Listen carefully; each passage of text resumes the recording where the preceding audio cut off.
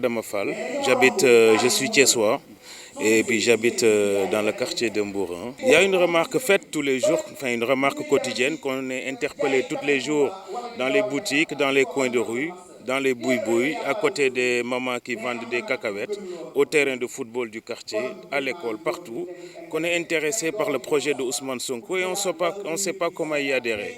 Et à partir de ces constats multiples et tous les jours, quotidiens, et on s'est dit, il y a cette partie-là du quartier de la zone Thiès-Ouest, qui ont fait un appel pour faire une demande d'ouverture de cellules, d'où l'objet de notre présence ici aujourd'hui. Je pense que les Thiessois ont été malades, fatigués, ils ont été malades de Mburoksow, entre guillemets, et à un moment donné, ils n'en veulent plus. Ils demandent du michoui et des bons plats. Et des bons plats en matière, on va essayer de rigoler un peu, ils veulent des bons plats.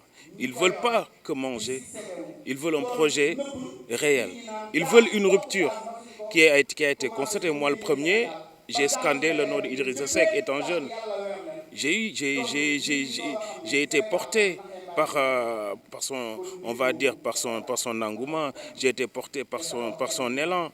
Nous-mêmes, on a eu de l'espoir à Maître Abdoulaye Wade. Et hélas, on a été déçus. On a compris qu'eux, ils n'ont pas été là pour nous. Et aujourd'hui, nous, on se dit, on en a marre, on ne veut plus de ces politiciens, on ne veut plus faire de la politique. On veut des actes citoyens. Le projet PASTEF, je pense que c'est le seul projet qui y va, qui tient tout simplement. Un constat fait, c'est-à-dire que la ville de Thiès, qui était censée être, à mon avis, à l'avis de beaucoup de professionnels, deuxième capitale à part Dakar. Pourquoi? Parce que tout est lié. Des infrastructures et des ressources y sont présents à Tire-Larigot. Donc on ne comprend pas pourquoi on n'arrive pas à exploiter toutes ces richesses. Le projet PASTEF nous offre des opportunités. À partir d'aujourd'hui, on est en train de concocter un projet qu'on est en train d'écrire avec des responsables, avec des ingénieurs en matière d'énergie, en matière d'agriculture, en matière de ressources et en matière d'infrastructures. Ne serait-ce que pour qu'en citer une. Aujourd'hui, on se rend compte que l'économie sénégalaise, il est tenu par le secteur informel. Et ce secteur informel, il porte l'économie sénégalaise à 80%. Admettons le menuisier métallique, par exemple. Il paye sa facture d'électricité, s'il gagne 100 000 francs le mois, il paye sa facture d'électricité, on va dire 75 000 francs le mois. Pourquoi? Parce que le coût énergétique, il est beaucoup plus faible, il est beaucoup plus fort que son pouvoir d'achat. Pourquoi le coût énergétique il est plus fort? Tout simplement parce que les multinationaux qui exploitent l'énergie, c'est des multinationaux étrangers. Et eux, ils ont tout l'avantage de pouvoir augmenter les prix d'énergie au profit de leur porte-monnaie, eux. Et malheureusement, et nous, ça nous désarme. Et nous, sur le projet PASTEF, on est en train de penser. Demain, si on gère les communes, par exemple la ville de Thiès, notre énergie, c'est nous-mêmes qui vont le produire ici. Parce qu'on peut proposer, il y a deux solutions. En termes d'emploi et surtout la relance du chemin de fer, concrètement. Mais la relance du chemin de fer, je pense que c'est un clé primordial. Il faudrait relancer le chemin de fer. Mais je vais pas que s'arrêter au chemin de fer, parce que le projet, il est beaucoup plus large. Le chemin de fer, je pense que c'est un secteur hyper important. Mais on peut poser un doigt dessus. On va juste se décaler. On va aller dans le secteur minier pour revenir sur l'importance du chemin de fer. Le secteur minier, aujourd'hui, on a ICS de Taïba. Il produit quoi? Il produit du phosphate. Le phosphate, c'est la matière première qu'on a besoin pour produire de l'engrais. Aujourd'hui, le Sénégal, il n'a pas d'engrais. Presque il n'y a pas d'engrais. C'est les Indiens qui viennent produire de l'engrais ici, être des producteurs mondiaux d'engrais et revenir nous le vendre et alors que c'est nous-mêmes qui devrions le produire et aller les revendre et faire ce qu'on appelle des emplois. Pourquoi nous, on ne crée pas des fabriques qui vont fabriquer l'engrais ici, on va le traiter, on va le fabriquer, ça va nous permettre de réduire le chômage.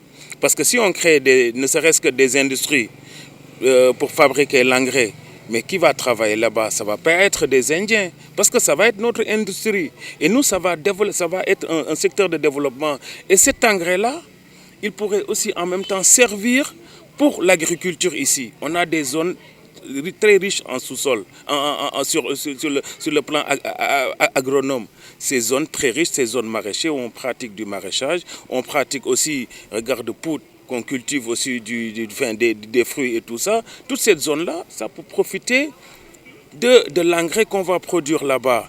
Et en même temps, la chemin de fer, on va le développer pour pouvoir aussi transporter tous ces produits maraîchers qu'on va cultiver à Thiès, fabriquer l'engrais à Thiès, et le chemin de fer va nous servir un moyen de transport pour pouvoir le développer. Mais tout ça, c'est tout un ensemble. On est en train de travailler là-dessus, on est en train de pouvoir concocter un projet réel pour pouvoir... Et il n'y a pas que ce secteur-là.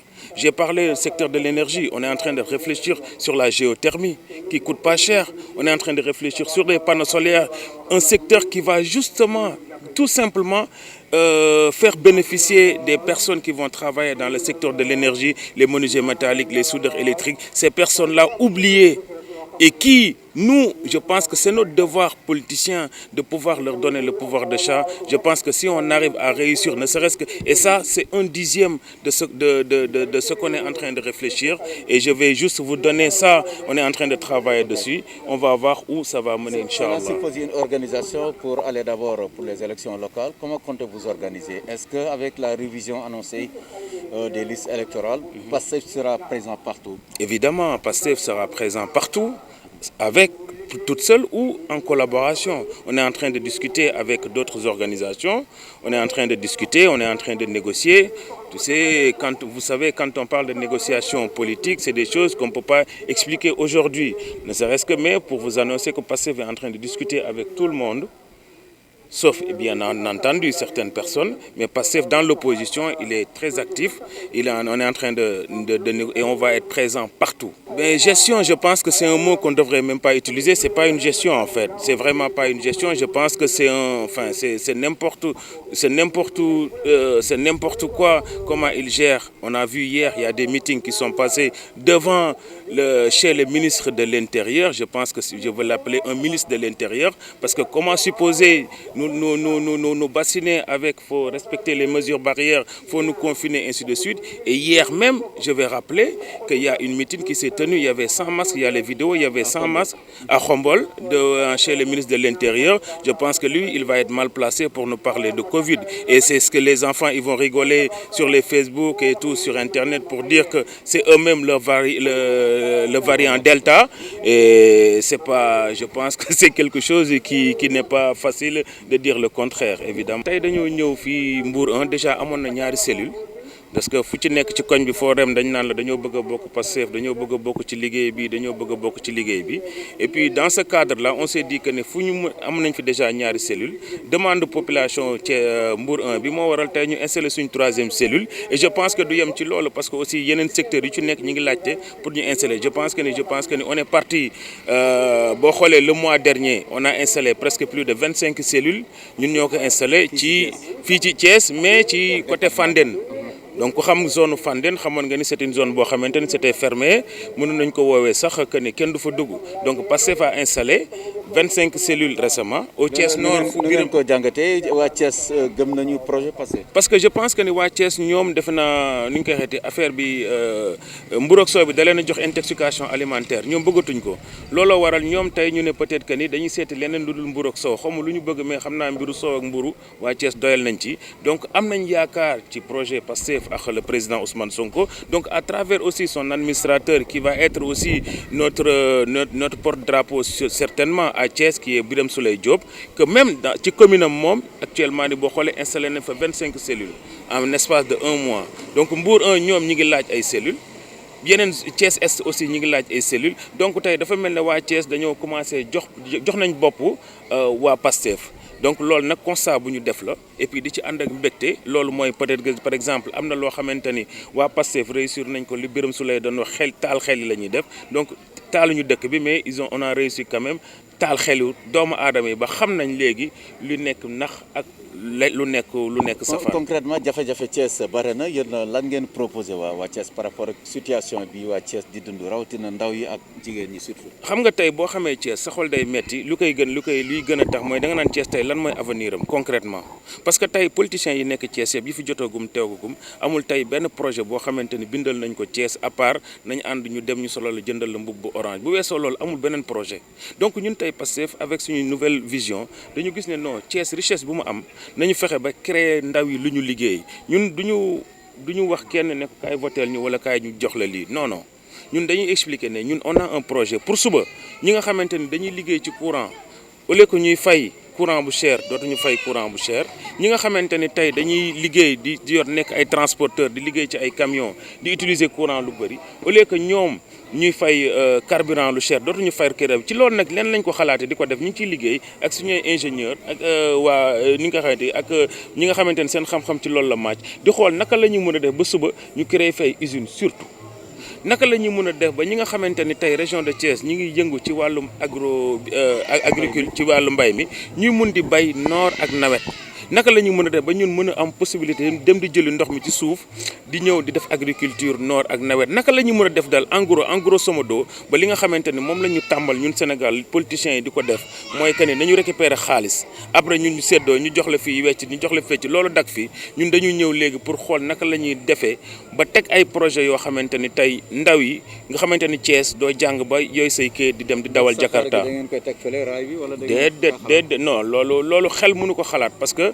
xel mënul xalaat sax teg saxaar gi fële parce que saxaar bi dafa nekk poumon Thiès ne serait-ce que li may yàgg di wax ni maanaam Thiès dañuy wax benn dëkk ñaari gaar moom lañ ko daan tudde dem ba benn dëkk léegi zéro gaar ñun on veut remédier à ça ñun dañu bëgg tey saxaar gi tey am na fu ñu ko soxlaa di ko utiliser parce que projet ñu am ñun par exemple bu ñu defaroon ba mbay mi di dox di créer usine dañuy soxla saxaar gi pour mu ñu yóbbul li ñuy produire donc saxaar gi dafa bokk ci projet yi nga xamante ni l'un des projets phares yi nga xamante ne tey Pastef ñi ngi nekk di ci liggéey di xool naka lay mën a def pour mën koo mettre en place su ko defee ñun dañuy dekkate dafa am loo xam ne dañu ko nama dekkali namatuñu di xool maanaam ni nga Malaisie ci télé muy rafet déedéet dañu bëgg di ko gis Mbour 1 dañu nam suñu boulevard bi ñu def ko un boulevard boo xam ne 2 voies lay am ñu goudronné ko namatuñu aussi suñu doom yi di feebar juste pourquoi parce que dañuy dëkk ci poussière namatuñu parce que ci micro bi la ñuy fanaan di ci yendu di ci nelaw namatuñu loolu on veut aussi di mën a jouer ci ay terrain de football yoo xam ne suñu équipe bi nawetaan yi ay terrain de football yoo xamante ne de dernière génération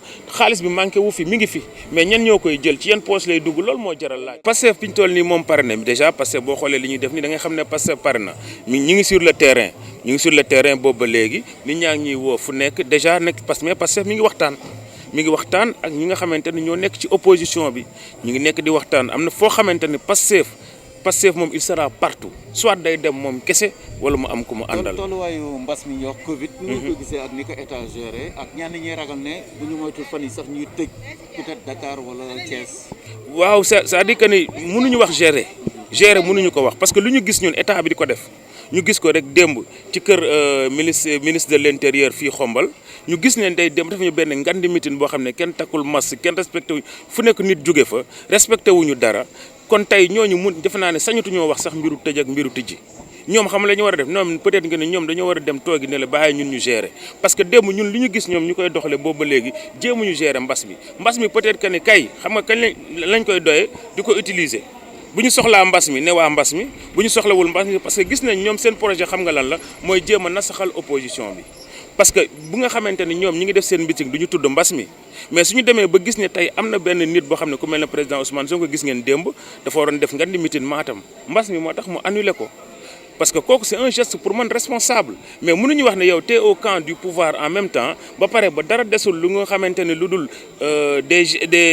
des gestes sérieux pour limiter mbas bi doo ko def ba pare après nga ñuy sonal naan da ngay tëj bi lenn kese li neen day waaj a tëj université parce que xam na ni peut-être que ni Pastef Ousmane Sonko mi ngi waajal aussi son nemmeeku tour donc tey ñoom tamit ñu ngi jéem a xool naka la ñuy def galgal ñoom dafa mel ni Ousmane Sonko da leen di teree nelaw heure bu ñu yaakaar Ousmane Sonko mi ngi waaj a taal otoom di dem rek ñoom ñëpp ñu tëb seen lal yi commencé di jay di parti mais nag dañoo war a dal te xam ne tey Sénégal ak jeunesse bi sénégalais yi seen bopp la seen xel yi tàkk la seen xel yi ubbeeku ñoo bëggatul politique ba amoon démb ak bërki démb mooy nañu ànd ak yow jox la nga jox ñu ñaar téeméer wala ñaari junni ñu def suñu poos bàyyi la ngay gérer bëggatuñ loolu ñun dañoo bëgg li nga xamante ni tey moom la ñuy gis Europe di ko gis Amérique di ko gis Asie bi nga xamante ni bërki démboo njaay la fi ñun ak ñoom ñoo leen dañ leen am na ay jamono dañ leen doon sarax dëkk yooyu noonu li ñu fay gis tey ñu développé nekk autonome nga xamante ni bu ñu feebaree mën di faju am une bonne kii loolu tey la ñu am namm gis ko suñu réew mi